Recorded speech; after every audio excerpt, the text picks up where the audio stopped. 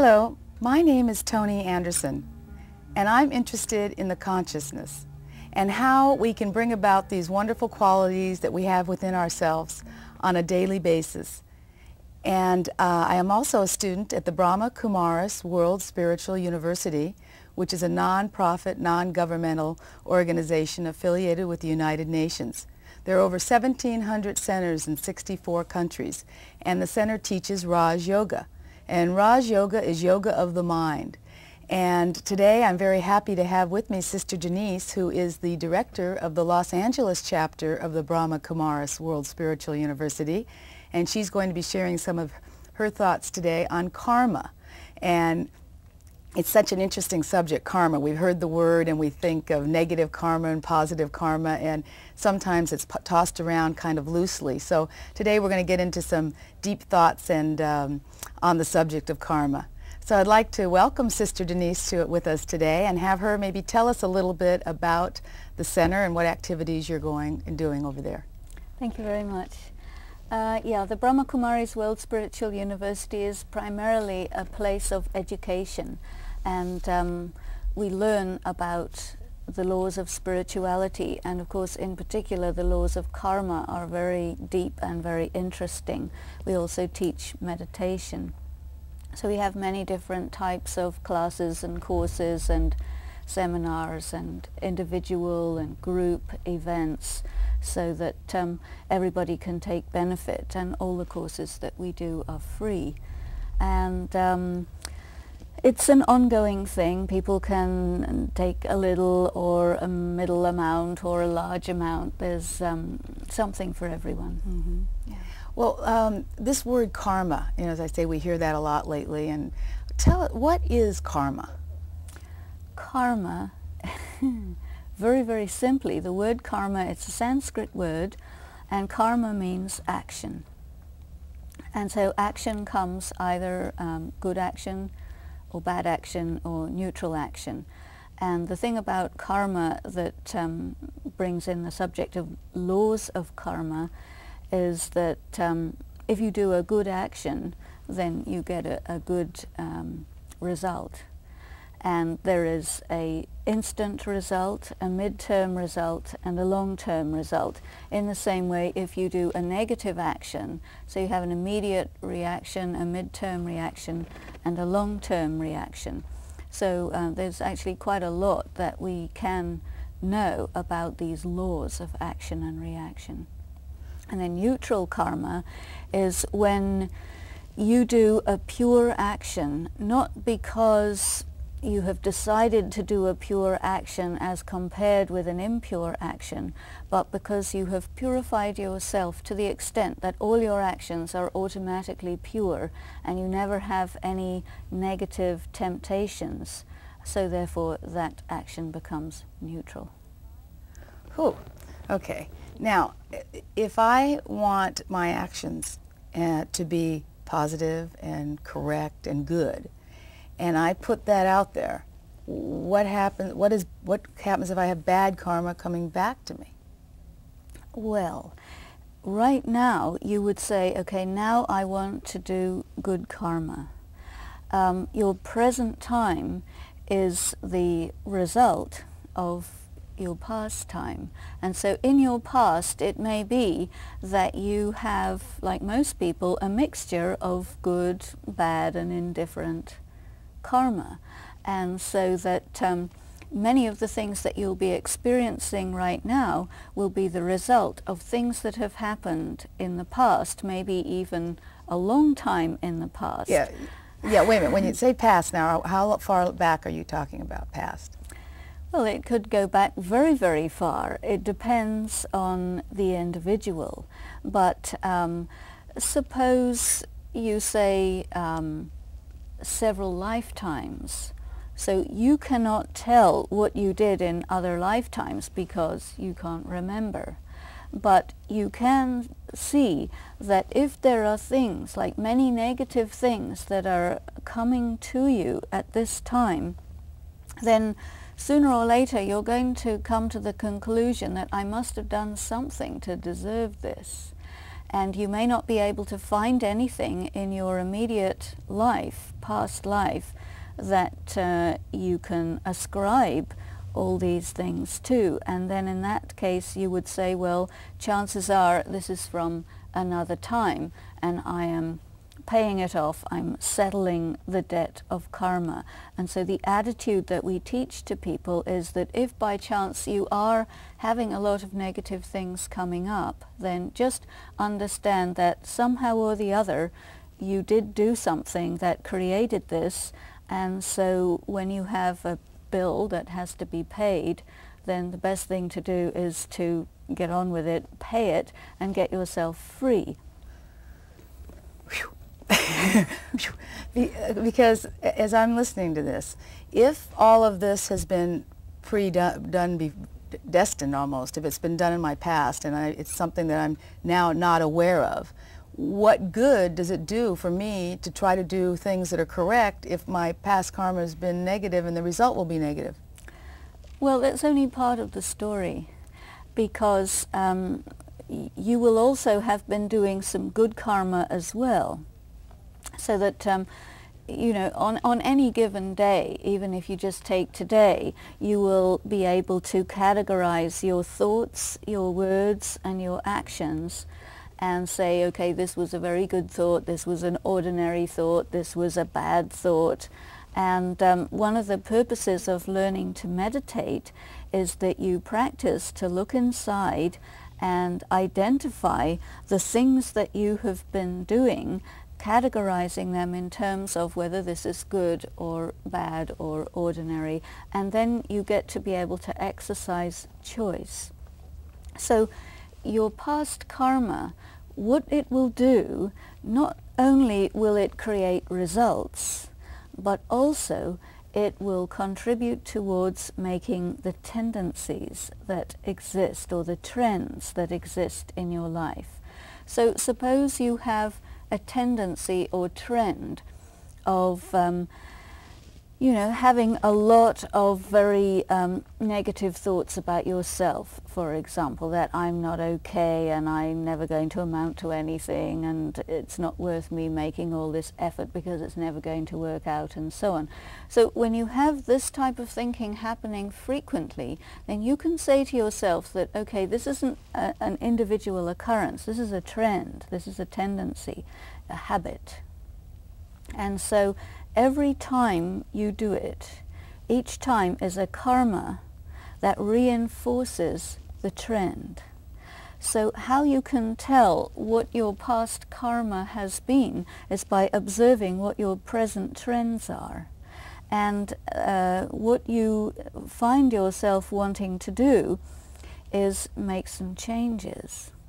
And so if you notice yourself having thoughts like that, you have the capacity, especially when you meditate, to bring in another thought, to replace the thought that would ordinarily come in, and then you are changing the direction of your trend. You are doing a new karma, which is creating a new trend.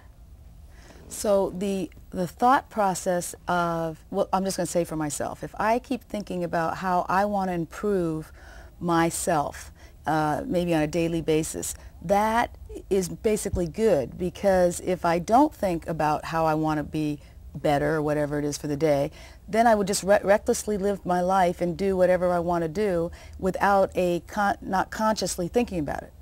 That's right, because the current trends would be dictating your life, whereas what you're just describing is how you're being very conscious about what you're going to do, which means that you are taking charge, you are taking responsibility, and so your decision is going to take precedence over your old habits, which means that you are just simply by having this aim and desire and focus to improve, which is actually a natural human tendency. So what you're going to do is you're going to find out what can I do, what can I learn, which is going to take me forward. And then you're going to find out, well, how can I apply what I'm learning so that I'm actually not just knowing it, but I'm doing it. And then the next thing is, how can I maintain it and sustain it? You know how you make a good resolution and you do it for a few days and then it wears off. This is because the power of the past karma to make you continue doing things the way you've always done them is very strong. And therefore, when you want to make some changes, you need to have the power of your good thought, your good idea, your decision, and you have to add to that the accumulation of what we call the power of yoga or the power of meditation. Because when you meditate, you are nurturing within yourself those aspects of your soul that correspond to and give you a sensitivity to good karma. Because good karma comes from an attitude of soul consciousness. So when you meditate, you're increasing your soul consciousness and your inclination to do good karma is becoming natural. When you don't meditate, then you slip into what we call body consciousness, which means that you are much more susceptible to following your old trends. And then you find that you have a nice idea, but you can't do anything about it. So you feel powerless and weak. Yeah. And then you feel frustrated, and then you give up. This is why meditation, combined with the understanding, is a very good tool for actually making change and making it last. Okay, I have a twofold question. A, where does God fit into this? And the meditating you're talking about, would you get a little bit more, tell us a little bit more how we do that meditation so we can get on that right track? Okay. Well, one of the definitions of God that I think is pretty universal is that God is truth. And so truth means also that which is perpetual. You see, if something is untrue, it has a tendency to disappear after a while. And the laws, like the laws of nature, the laws of physics, anyone can verify whether they're true or not. Somebody comes along and says, okay, this is the law of gravity and this is the law of thermodynamics and so on and so forth. In the same way, there are laws of spirituality which include the laws of karma. And so we also have the understanding of God as an intelligent being who communicates the laws of truth or the laws of karma to people. And you will find in pretty well all the scriptures of all the traditions, there will be some laws about morality and ethics which are generally ascribed to having originated in God. And so we also believe that God is that intelligence which tells you this and this and this is good. And so basically how we can tell whether something is good or if it's bad is like this, that if it corresponds to the original essential qualities of the soul, if our actions are motivated by purity, by egolessness, by love, by compassion, by serenity, by respect and regard, then they're going to be good actions.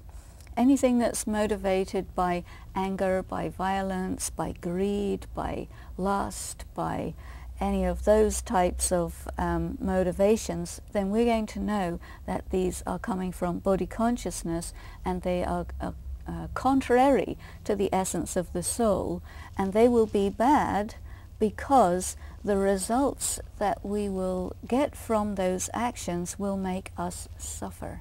And so suffering from negative karma is how you know that you did something wrong. And when you did something right, and the more spiritually sensitive you are, the more you will really know if you are doing it right. You see, because your instincts and your intuitions will let you know. We have a thing called the conscience, which is part of the soul, part of the intellect.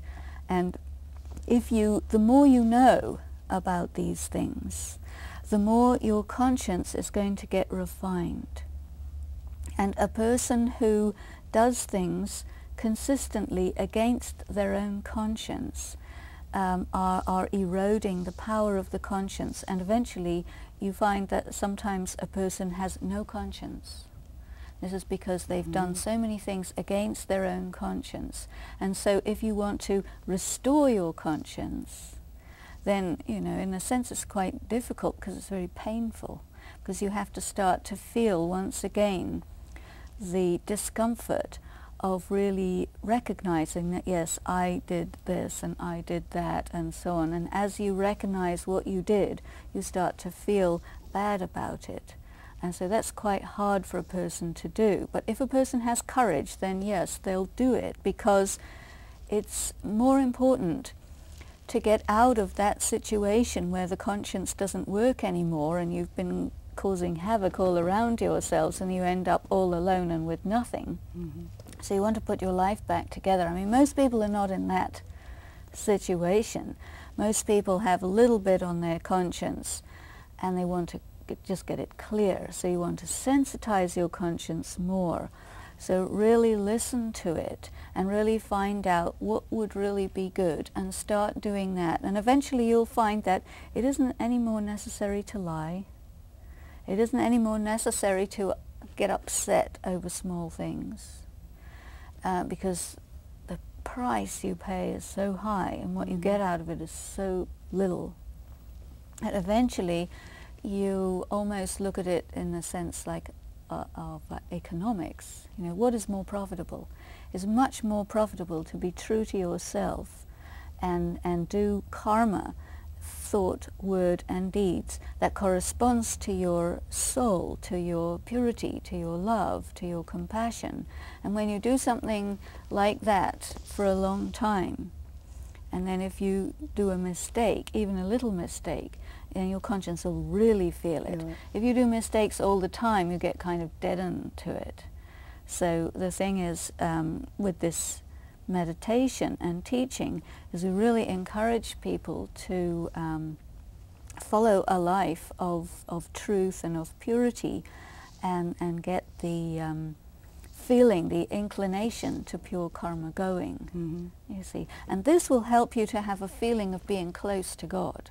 Because when you're doing things that are against your conscience, part of the karmic consequences is you get cut off from a close relationship with God. There's a lot of information.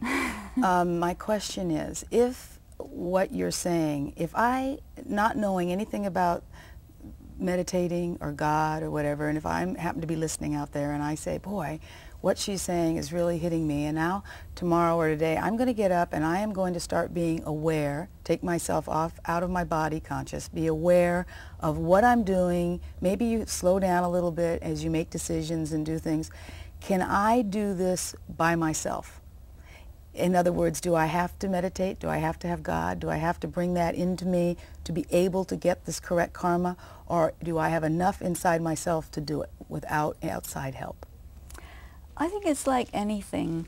If you want to become really competent at something, anything, any kind of art or technique, if you can go to school for it, if you can have friends and connections who really know that art or technique, and if you are around people who are doing it, you're going to get good at it much quicker with much less trial and error than if you do it by yourself. So it's in a sense more,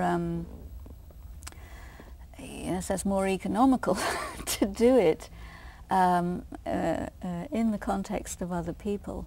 And then the other thing is that if you're doing it by yourself and you're the only one who's doing it, well, you're not getting necessarily the encouragement and the feedback that you need, and you might just give up. So having company of others who are doing it is helpful to keep it going. Okay, so basically karma really means action. So how long would it take for a person to see the result of their action, of the positive, the good, the loving, all those things that we've been talking about? When can I start seeing results if I'm keeping on track and doing what I'm supposed to be doing?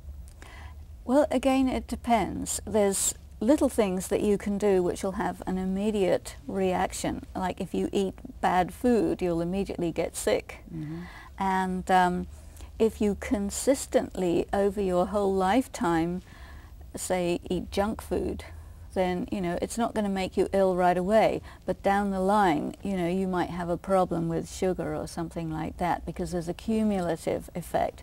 So in the same way, with how you interact with other people, with your level of honesty and so on, you know, very often a person can get away with stealing and being unpleasant and so on, but then after some time it's going to catch up with them, and then by that time, you know, it's a lot of work to kind of undo it.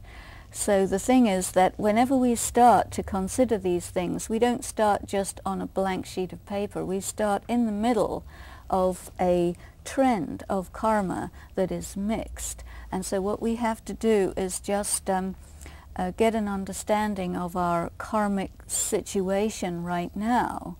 And we see, you know, some things are going well for us and some things are going badly for us.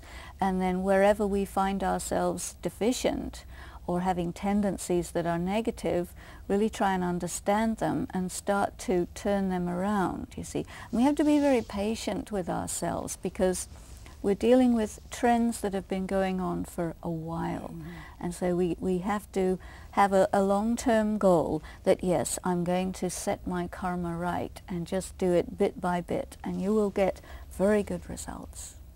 Well, this is such an interesting subject, because not just the word karma, but action. I really think the word action. But what my thoughts are on this is that, what if the people around me don't have any idea of what this basically we're talking about, this philosophy of karma? How does it work if we're just doing it on an individual basis? If people don't say, oh, she's doing her little number with the karma number, because obviously everybody's doing it, it's just that they're not aware that they're doing it. How does this philosophy work for people that don't understand or you know, understand the karma philosophy? How does it work? I suppose the best thing is this, that if you live your life according to what you know, and your life starts to work out really well, then sooner or later people are going to notice, and they're going to watch you, and they're going to learn by watching you. And when they want to, they'll ask you. That makes sense. That makes sense. They will. Yeah, by example. We are shown by example. Well, you mentioned, and I know we don't have a real long time to kind of get into this, so maybe I better wait until the next show on karma. But if everything is karma, then do I have a free choice? Where does free choice come in here? Well, the example was given to us very beautifully right before the program.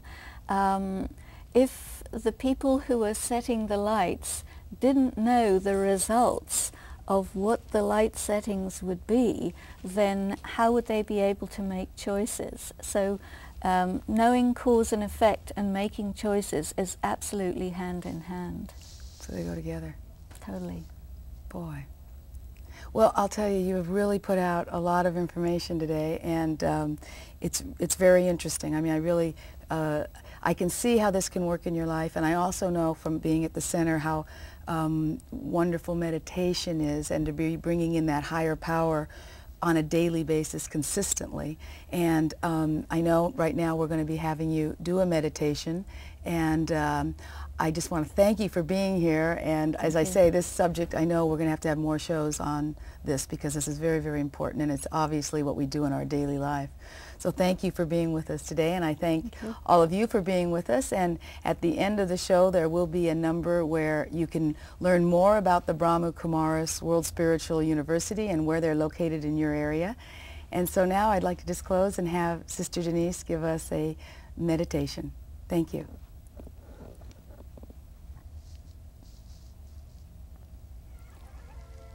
I turn my attention within.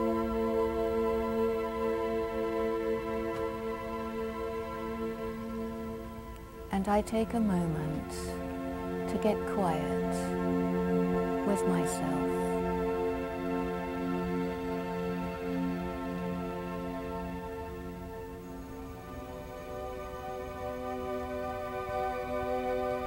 I look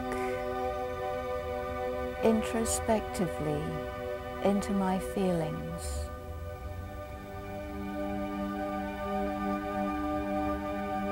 And I try to get close to the essence of my soul.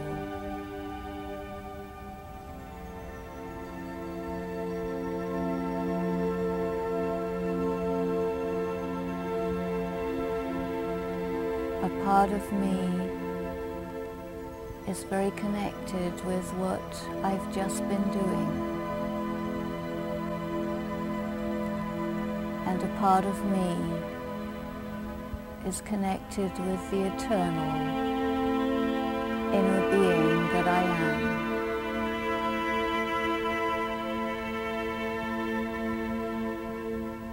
And what I've just been doing, when it resonates well with who I am, then I'm able to feel at peace and with a clear conscience.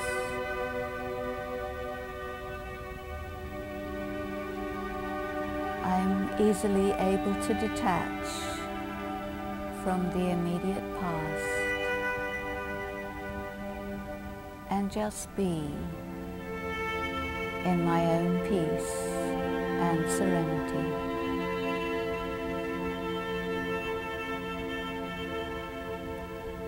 But if what I've just been doing has made me upset or angry, then it's an invasion of my mind, and my feelings are all stirred up. It keeps me far away from my peace. My mind is racing, thinking of all the other ways things could have been or might have been.